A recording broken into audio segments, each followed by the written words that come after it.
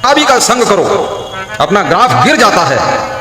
कोई महान संत का संग करो, अपनी कीमत बढ़ जाती है।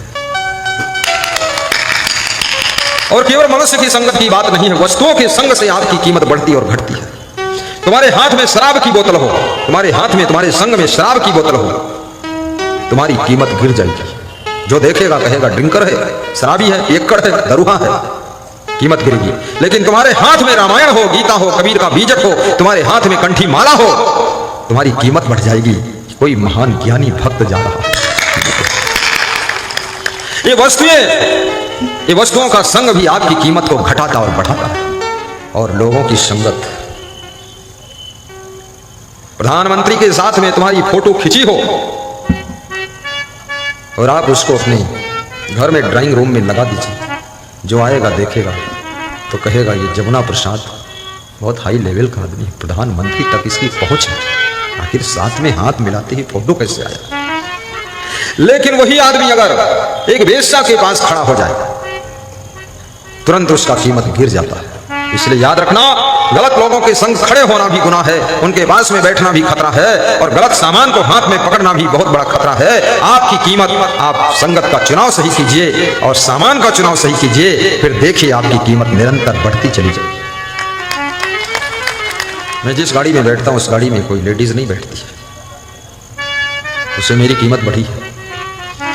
एक बार मेरी माता जी ने कहा इसी गाड़ी में हम भी बैठ लें। हमने कहा माता जी आप बैठ लो तो मैं उतर जाऊंगा, आपको जहाँ जाना वहाँ गाड़ी छोड़ आएगी, क्योंकि माता जी हो आपकी कीमत है, बहुत है, लेकिन साथ में हम नहीं बैठेंगे आपके। बोले क्यों?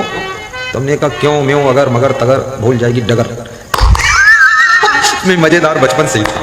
तो माता जी ने कहा इससे क्या होता है? हमने कहा तुम तो पढ़ी लिखी हो माता जी, हम तुम जानते हैं कि मैं बेटा हूं, तुम माँ हो। दुनिया के और लोग देखेंगे कि रंगीन साड़ी वाली कोई लेडीज गाड़ी में बैठकर असंग साहब ले गए हैं, तो सोचेंगे अरे असंग साहब भी लफाड़िया आदमी है, पता नहीं कहाँ मेहरू वाला कर, बदनामी होगी तुम्हारे बेटे की। तो मेरी माँ फट से थैला लेकर नीचे उतर गई। अरे बोले मेरे बेटे पर कोई दाग नहीं लगना चाहिए। मैंने कहा निष्कलंक अखंड ब्रह्मचारी बनना है, कोई लफड़ा पालना ही नहीं। बोलिए सतगुरुदेव की जय।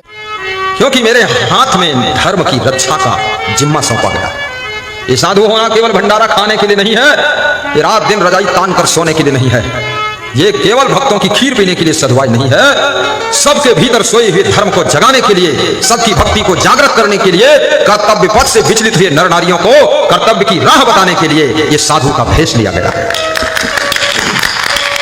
सत्संग करने में मेहनत है, ऐसे कोई सहज बात नहीं है। अरे बहुत इसमें एकाग्र होना पड़ता है। सत्संग सुनाना, वो भागवत कथा आसान है, राम कथा भी आसान है, पर ये प्रवचन जो मैं सुना रहा हूं ना, ये मामला जटिल है थोड़ा, क्योंकि इसमें सब अपनी बुद्धि से बना बनाकर मैटर सेटिंग करना है, ताजा माल है, यह एक टफ विषय है। लेकिन तुम जब हल्का हल्का मुस्कुरा देते हो ना, तो ये विषय बहुत सरल हो जाता है। तुम अगर सीरियस बैठ जाओ गाल फुला फुला कर, तब तो बम विस्फोट हो ही जाएगा। तुम्हारा हंसना हमारा मनोबल बढ़ाता है। राजा उत्तानपाद के दो रानियां थी, सुनीति और सुरुचि, और दोनों का जो शरीर था ना विधुबदनी था। विधुबदनी क्या होता है? विधुनम विधुनी नहीं, विधुबदनी। बदनी माने क्या होता है?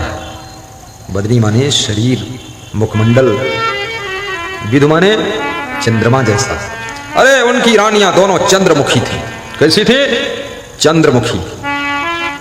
ये चंद्रमुखी रानी बहुत कम लोगों को मिलती है, ज्यादातर लोगों को तो सूरजमुखी मिलती, बहुत गर्मी देती है।